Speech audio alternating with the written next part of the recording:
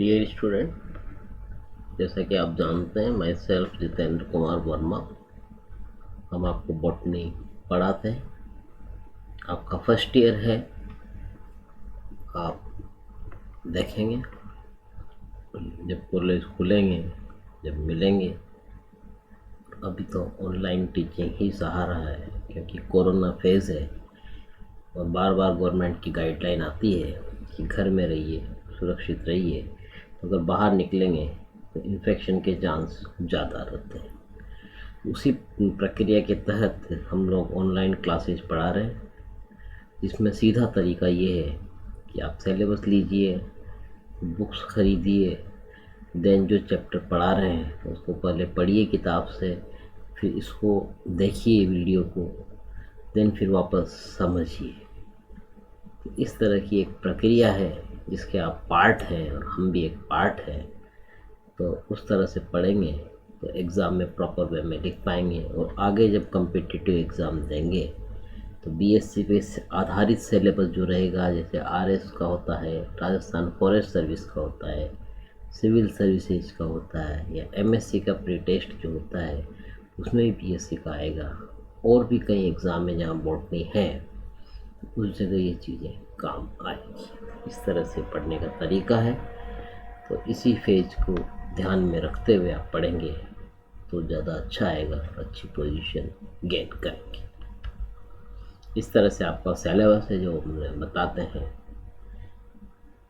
और ये सिलेबस में हम लोग इस जगह पर ये पढ़ रहे हैं सिलेजिनेला का पार्ट 2। पहले हमने वेजिटेटिव स्ट्रक्चर पढ़ा, अब हम पढ़ रहे हैं इसमें रिप्रोडक्टिव पोर्शन।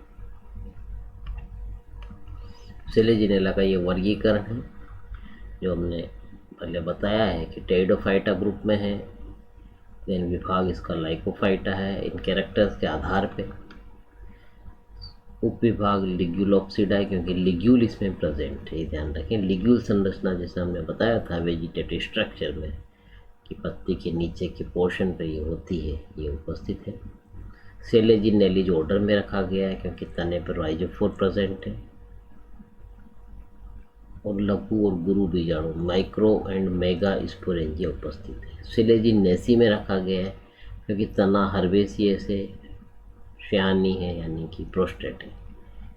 ये जीनस के कैरेक्टर के ट्रेबिक्यूली उपस्थित है। कई बार बच्चों ऑब्जेक्टिव टाइप क्वेश्चन में या कंपटीशन में भी ये आ जाता है कि ट्रेबिक्यूली किस जेनेरा में देखी गई है। 4 ऑप्शन दे देंगे आपको, तो उस जगह आपको इस सिलेजिनेला पर टिक करना है। तो ऐसे इम्पोर्टेंट फीचर है, तो इनको आप साथ के साथ देखते रहें, और जब आप उतार रहे हैं तो उसको अंडरलाइन कर लें, या कलर पेन से, जो डिफरेंट पेन है लिखने का, उससे निशान लगा लें। कुछ नहीं तो पेंसिल से ही लगा लें। ऐसे पढ़ने का फिक्स तरीका होता है। ये वाले टेरिडोफाइट से बार बार इसको इसलिए दिखा रहे हैं कि बच्चों जो कोर्स में टेरिडोफाइट है आपको दिख जाए।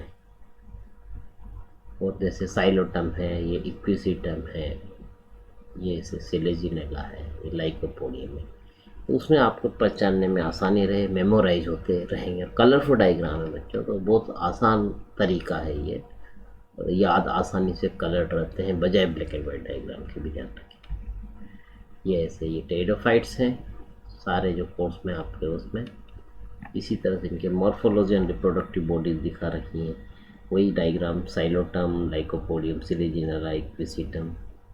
यहाँ पे ये थोड़ा छोटा डायग्राम है पर एक साथ दिख रहा है, तो अंतर याद रखेंगे। जैसे ये मार्शियम इस तरह से पत्ती है तो उससे तुरंत पहचानने में आपके आ जाएगा। अच्छा कलर डायग्राम है जो देखें।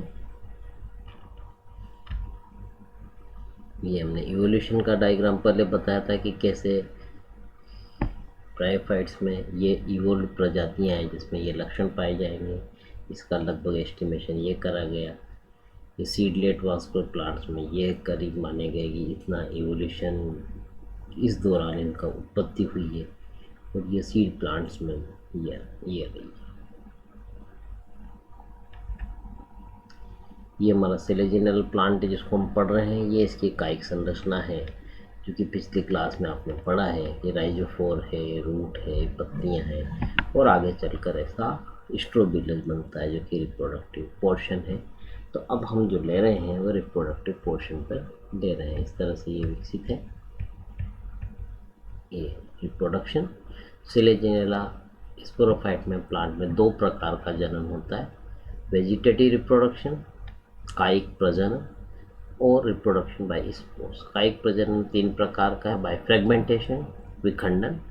प्राय अनुकूल परिस्थिति में जब शाहनी शाखाओं में मूल निकलती है, ऐसी मूल युक्त शाखाएं मात्र पादप से अलग होकर स्वतंत्र पादप का निर्माण करती है। इसी तरह से ट्यूबर्स के द्वारा इस फेज में क्या होता है, कुछ जातियों में ट्यूबर्स या गांठ का निर्माण होता है। ये भूमिगत शाखा पर बने कंद अनुकूल परिस्थिति आने पर अंकुरण द्वारा नए प्लांट को जन्म देता है। तीसरा मेथड बाय रेस्टिंग बर्ड। कुछ जातियों में स्तंभ की वायवीय क्षमताओं के शीर्ष भाग पर प्रमुख कलियां बनती है। इन कलियों का सघन पत्तियां लगी रहती है। ये प्रतिकूल परिस्थिति में जीवित रहती है, जबकि शेष पादप नष्ट हो जाता है। अनुकूल परिस्थिति आने पर ये निर्माण नए प्लांट का करता है। फिर आता है रिप्रोडक्शन, जो कि स्पोर्स के द्वारा इसमें होता है। पहले हम लिखित देखेंगे, देन फिर डायग्राम बताएंगे आपको। सिलेजिनेला एक हेट्रोस्पोरस, 2 प्रकार की तरह का आता है। एक तो होमोस्पोरस, जिसमें सारे स्पोर एक ही साइज के होते हैं, और हेट्रोस्पोरस जिसमें 2 तरह के बीजाणु, छोटे और दूसरे बड़े।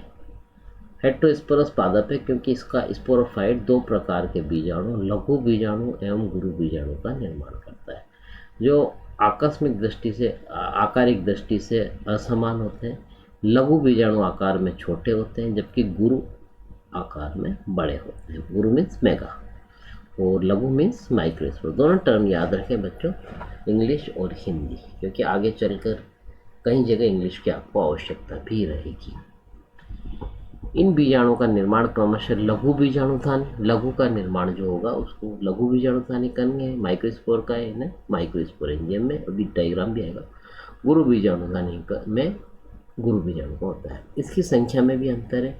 लघु बीजाणु असंख्य होते हैं, जबकि गुरु बीजाणु की संख्या प्रति गुरु बीजाणुधानी में 4 मिलती है। लघु बीजाणुधानी एवं गुरु बीजाणुधानी क्रमशः लघु बीजाणुपर्ण एवं गुरु बीजाणुपर्ण पर लगी रहती है।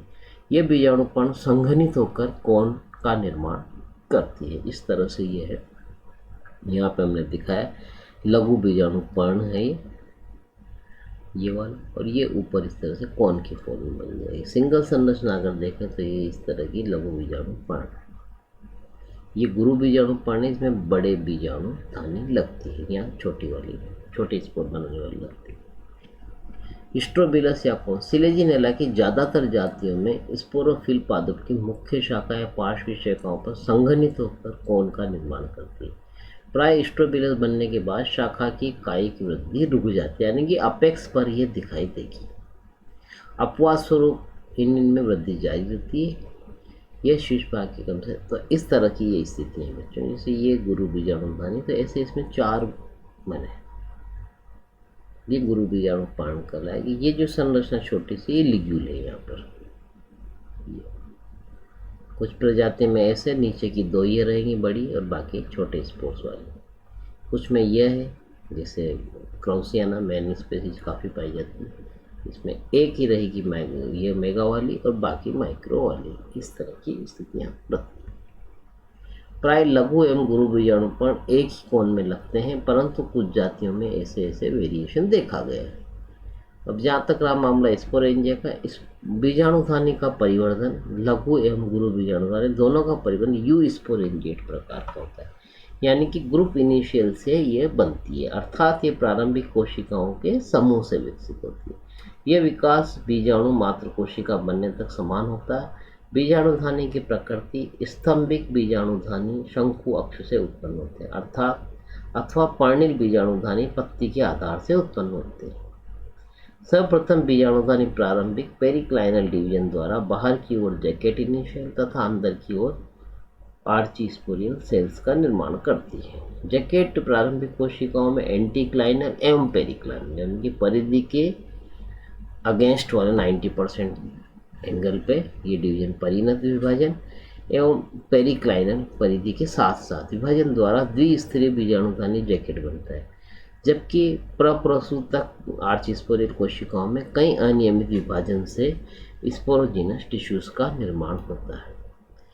इस बीजाणुधानी जनक की सबसे बाहरी कोशिकाओं में एक पोषक तत्व के रूप में कार्य करती है, जिसे टेपेटम कहते हैं। ये जो लेयर होती है, सबसे आउटर लेयर, ये टेपेटम का कार्य करती है। बीजाणुधानी निष्पादन की विभाजन के उपरांत बनी कोशिकाओं से बीजाणु मात्र कोशिकाएं बनकर आती है। इन कोशिकाओं तक लघु एवं गुरु बीजाणुधानी का विकास समान होता है, मतलब इस जगह तक की स्टेज का विकास एक जैसा होता है। लघु बीजाणु निर्माता लघु बीजाणुधानी में समस्त मात्र कोशिकाएं क्रियाशील रहती है। जहाँ लघु बीजाणुधानी बन रही है वहाँ समस्त कोशिकाएं क्रियाशील रहती है।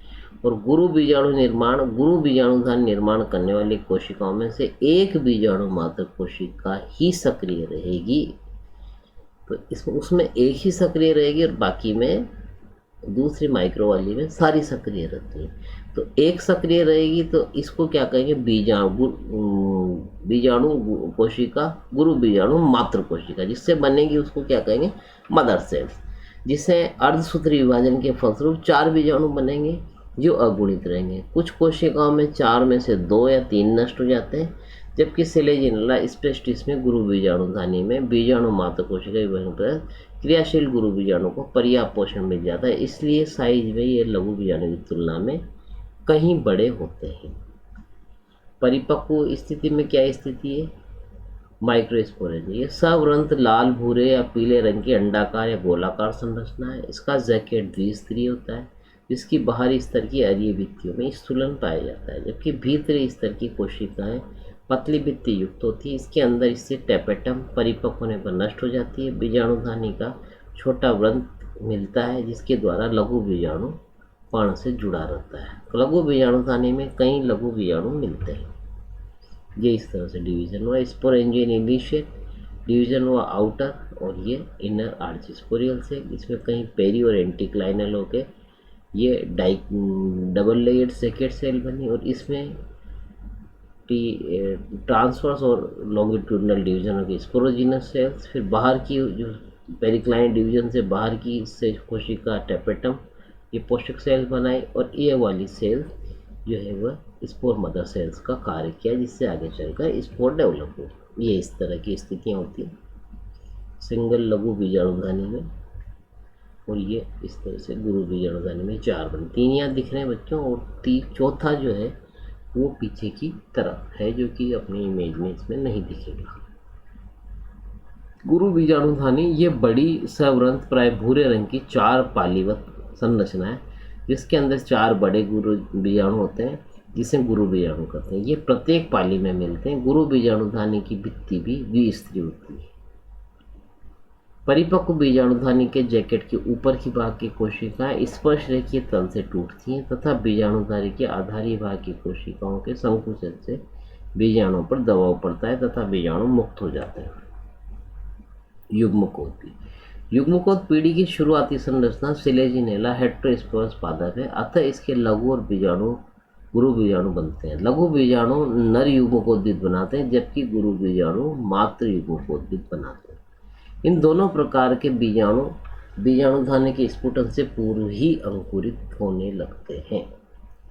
माइक्रोस्पोर लघु बीजाणु छोटे और असंख्य होते हैं। ये चतुष्फलकीय होते हैं। इनका व्यास 0.05 mm के आसपास होता है। लघु बीजाणु मोटी भित्ति एवं अलंकृत बाह्य चोल एवं पतली मुलायम एंडोस्पर्म से बटी होती है। भित्ति के शीर्ष भाग पर एक त्रिअरीय रिज मिलता है। लघु बीजाणु में एक हैप्लॉइड न्यूक्लियस तथा कणिका युक्त कोशिका द्रव्य मिलता है। Development of male gametophyte. नर युग्मकोद्भिद का परिवर्धन एंडोस्पोरिक होता है, अतः नर युग्मकोद्भिद लघु बीजाणुधानी के अंदर ही बनने लग जाते हैं। सर्वप्रथम लघु बीजाणु में टीएस द्वारा छोटी मसूराकार प्रोथेलियल कोशिका बनती तथा बड़ी पुंधानी कोशिका बनती है। प्रोथेलियल कोशिका में बाद में कोई विभाजन नहीं होता है तथा ये प्रोथेलियल्स को कायिक भाग के रूप में कार्य करती है। पुंधानी कोशिका में लंबवत विभाजन के द्वारा 2 समान पुंधानी कोशिकाएं बनती है। अब प्रत्येक पुंधानी कोशिका में अनुप्रस्थ विभाजन द्वारा 2 असमान कोशिकाएं बनती है। इस अवस्था में कुल कोशिकाओं की संख्या एक प्रोथेलियस तथा 2 बड़ी और 2 छोटी कोशिकाएं होती है। इन 4 कोशिकाओं में से अभी डायग्राम आएगा बच्चों इसमें। इन 4 कोशिकाओं में 2 आधारीय छोटी जैकेट सेल के रूप में कार्य करता था। ऊपरी बड़ी कोशिकाओं से त्रियक विभाजन द्वारा बाहर की ओर 3 जैकेट कोशिकाएं तथा केंद्र में एक प्रारंभिक पुंजनक कोशिका बनती है। प्राथमिक पुंज नर कोशिकाओं के पार्श्व स्थित दोनों जैकेट में परिणत विभाजन द्वारा बाहर जैकेट कोशिका बनती है तथा अंदर की ओर प्राथमिक पुंजनक कोशिका बनती है। इस प्रकार कुल 13 कोशिकीय संरचना बनती है, जिसमें 8 जैकेट कोशिकाएं, 4 प्राथमिक पुंजक कोशिकाएं तथा 1 प्रोथेलियल कोशिका बनती है। शिलेजी नेरा में 13 कोशिकीय अवस्था में नर युग्मकोद्भिद लघु बीजाणुधानी से बाहर निकलता है 13 सेल स्टेज में, का शेष विकास आगे अध्ययन स्तर पर होता है। प्रारंभिक पुंजन कोशिका विभाजन द्वारा 128-256 तक एंड्रोसाइट बनती है। प्रत्येक एंड्रोसाइट द्वारा एंथेरोजोइड बनता है। इस तरह से ये कर्व इस वाली स्टेज, ये माइक्रोस्कोप ये वाली स्टेज करें, ये ओब्लिक डिवीजन हुआ, फिर ये हुआ, फिर इस तरह से ये 1 स्टेज 1+1 2+1 ये वाली स्टेज ऐसे डेवलप हुई।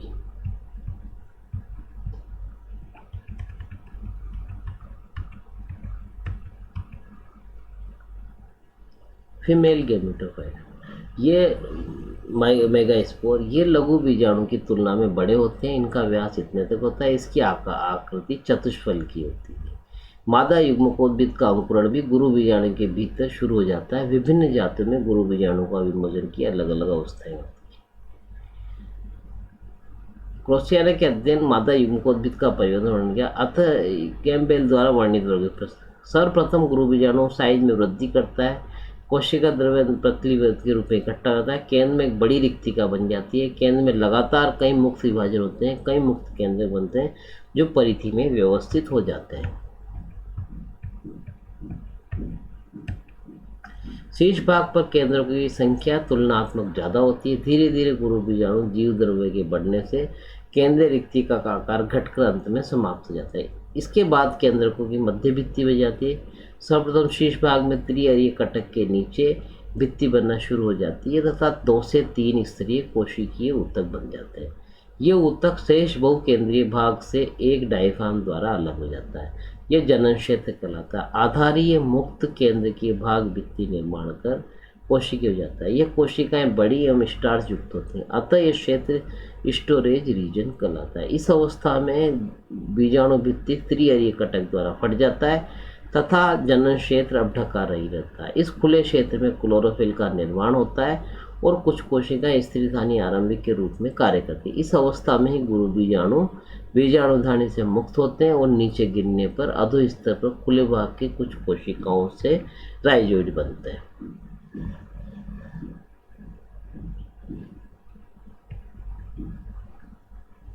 परिपक्व होने पर ग्रीवा नाल कोशिका अंडदा नाल कोशिका विघटित होकर श्लेष्मा बनाती है। यह श्लेष्मा जल अवशोषण द्वारा फूल जाता है। इसके दबाव से ग्रीवा कोशिकाएं अलग हो जाती है ताकि पुमणु प्रवेश का मार्ग बन सके। भ्रूण विकास जाइगोट में सर्वप्रथम अनुप्रस्थ विभाजन द्वारा और बाहरी अध्यातर इपीबेसल सस्पेंशन सेल तथा अंदर अघटाकर भ्रूणीय कोशिका बनती है। निलंबक कोशिका विभाजन कर बहुकोशिकीय निलंबक बनाती है। निलंबक कार्यशील भ्रूण को स्त्री युग्मकोद्भिद ऊतक में धकेलता है। इस तरह से ये वाली कोशिका ये ऐसे स्टेज है भ्रूण डेवलपमेंट की। भ्रूणीय कोशिका में समकोण पर 2 विभाजन से 4 कोशिकीय भ्रूण बनता है। इसमें शीर्षक के बाद त्रिवक विभाजन द्वारा प्ररोह की शीर्ष कोशिका बनती है। शेष 3 कोशिकाएं एवं शीर्ष कोशिका विभाजन अनुप्रस्थ विभाजन द्वारा 4 कोशिकाओं के 2 सोपान बनते हैं। इस अवस्था पर भ्रूण में कुल 9 कोशिकाएं दोनों सोपानों की कोशिकाओं में अनियमित विभाजन द्वारा बहुकोशिकीय भ्रूण बनता है। निचले सोपान की कोशिकाओं में तेजी से विभाजन द्वारा फुट बनता है। ये युवा युग्मकोद्भिद को बीजाणुभिद को युग्मकोद्भिद से पोषण प्रदान करता है। भ्रूण के ऊपरी सोपान स्थित 2 आमने सामने क्वाड्रेंट में से प्रत्येक की पृष्ठीय कोशिका बीज पत्रों की शीर्ष कोशिका की तरह कार्य करती है। बीज पत्रों तथा शीर्ष प्ररोह के बीच पीछे स्थित भ्रूण भाग की हाइपोकोटाइल भाग का निर्माण करता है। पाद भी प्ररोह शीर्ष को एक तरफ धकेल देता है, जिससे भ्रूण आस निलंबक के कोणों समकोण पर स्थित हो जाता है। निलंबक की तरफ की पाद की एक पृष्ठीय कोशिका मूल प्रारंभिक के रूप में कार्य करती है, जो कोशिका विभाजन द्वारा राइजोफोर बनाती है। राइजोफोर से ही जड़ें निकलती हैं। इस तरह से ये इसकी लाइफ साइकिल में भी हम देख सकते हैं। यहाँ पर एक मिनट, लाइफ साइकिल का है डायग्राम एक अच्छा सा ये वाला। इससे आप इसको समरी फॉर्म में देख सकते हैं कि ऐसे स्ट्रोबिलस रहा, इससे मेगास्पोरोफिल, माइक्रोस्पोरोफिल, ये मेगास्पोर लगे, ये माइक्रोस्पोर। पहले रिडक्शन डिवीजन हुआ तो हैप्लॉइड बने ये, फिर इससे फीमेल गेमेटोफाइट, फिर ये आगे चलकर एक है। तो इधर माइक्रोस्पोर, इससे मेल गेमेटोफाइट एंथ्रोजोइड, फिर फर्टिलाइजेशन, फिर ये जाइगोट बना, फिर ये एम्ब्रियोनिक सेल बनी, ये एम्ब्रियो बने, फिर यंग स्पोरोफाइट ऐसे बना। तो ऐसे पूरी ये इसकी लाइफ साइकिल सिलेजिनेला की है। फर्दर स्टडी जो बच्चों आप इन बुक्स को देख सकते हैं, जो हम बताते हैं आपको। Thank you.